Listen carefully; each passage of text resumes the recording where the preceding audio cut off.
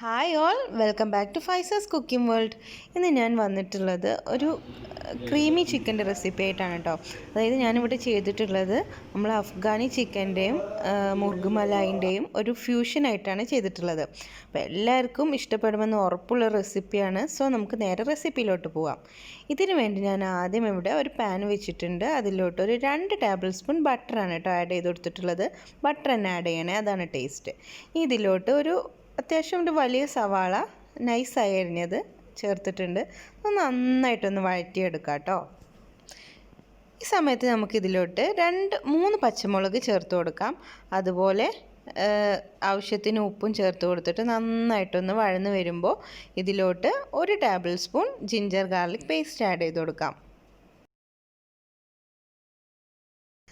നമ്മുടെ സവാള നന്നായി വഴന്ന് കിട്ടാൻ വേണ്ടിയിട്ട് നമുക്കിതൊന്ന് അടച്ച് വെച്ചിട്ട് വേവിക്കാം കേട്ടോ. ഞാനിവിടെ 1/2 കിലോ ചിക്കനാണ് എടുത്തിട്ടുള്ളത്. ഇനി ഇതിലോട്ട് നമ്മൾ എടുത്ത് വെച്ചിട്ടുള്ള 1/2 കിലോ ചിക്കൻ ഒരു മീഡിയം സൈസാക്കി കട്ട് ചെയ്തതാണ്.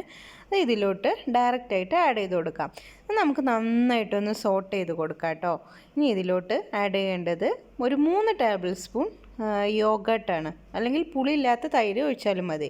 ഇനി ഇവിടെ ഞാൻ ചേർക്കുന്നത് ഒരു 10 ബദാമും 10 അണ്ടിപ്പരിപ്പും നല്ല ഫൈനായിട്ട് അരച്ചെടുത്തതാണ് കേട്ടോ. അതും കൂടെ നമ്മുടെ ഈ മിക്സിലോട്ട് ആഡ് ചെയ്ത് കൊടുത്തിട്ട് ഒരു 10 മിനിറ്റ് ഇങ്ങനെ വേവിക്കാം. ഒരു മീഡിയം ഫ്ലെയിമിലിട്ടിട്ട് വേവിക്കാം കേട്ടോ. നമ്മുടെ ചിക്കനൊക്കെ ഒന്ന് ഹാഫ് കുക്ക് ആവുന്നത് വരെ നന്നായിട്ടൊന്ന് വേവിക്കാം. ഇടയ്ക്ക് തുറന്ന് നോക്കണേ.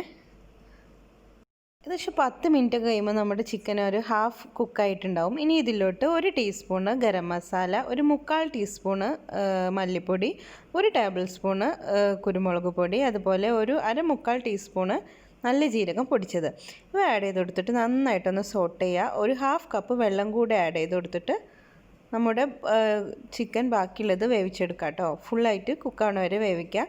നിങ്ങളടുത്ത് വൈറ്റ് പേപ്പർ ഉണ്ടെങ്കിൽ വൈറ്റ് പേപ്പർ ചൂസ് ചെയ്യുക കേട്ടോ. അപ്പോൾ നമ്മുടെ ചിക്കൻ ഏകദേശം ഇവിടെ കുക്കായിട്ടുണ്ട്. ഈ സമയത്ത് നമുക്കിതിലോട്ട് കുറച്ച് മല്ലിയില ആഡ് ചെയ്ത് കൊടുക്കുക, ഫ്രഷ് ആവണേ. അതുപോലെ ഒരു 4 ടേബിൾ സ്പൂൺ കുക്കിംഗ് ക്രീമും ആഡ് ചെയ്ത് കൊടുക്കുക കേട്ടോ. ഇനി ഇത് കുക്കിംഗ് ക്രീമിന് പകരം ഫ്രഷ് ക്രീം ആയാലും മതി. ഇപ്പോൾ അഫ്ഗാനി ചിക്കൻ ആണെങ്കിൽ ഇതിലോട്ട് ചാറ്റ് മസാലയൊക്കെ ആഡ് ചെയ്യും. ചാറ്റ് മസാലയുടെ ടേസ്റ്റ് ചിലവർക്ക് ഇഷ്ടാവില്ല. അതുകൊണ്ടാണ് ഇങ്ങനെ ഒരു ഫ്യൂഷനായിട്ട് പ്രിപ്പയർ ചെയ്തത് കേട്ടോ. സോ നല്ല അടിപൊളി റെസിപ്പിയാണ്. നമ്മുടെ ഈ കുക്കിംഗ് ക്രീം ഒഴിച്ച ശേഷം 1 മിനിറ്റ് കുക്ക് ചെയ്യാവുള്ളൂ കേട്ടോ. കണ്ടില്ല, നല്ല തിക്കായിട്ടുള്ള നല്ല ഗ്രേവിയുള്ള നല്ല അടിപൊളി റെസിപ്പി. സോ എല്ലാവർക്കും ഇഷ്ടവും. എല്ലാവരും എന്തായാലും ട്രൈ ചെയ്യണം. ഓക്കെ, അപ്പോൾ ഇതുവരെ സബ്സ്ക്രൈബ് ചെയ്യാത്തവരെല്ലാം സബ്സ്ക്രൈബ് ചെയ്യുക, ഒന്ന് ലൈക്ക് ചെയ്യുക, ഷെയർ ചെയ്യുക, സബ്സ്ക്രൈബ് ചെയ്യുക, കൂടുതൽ സപ്പോർട്ട് ചെയ്യുക. താങ്ക്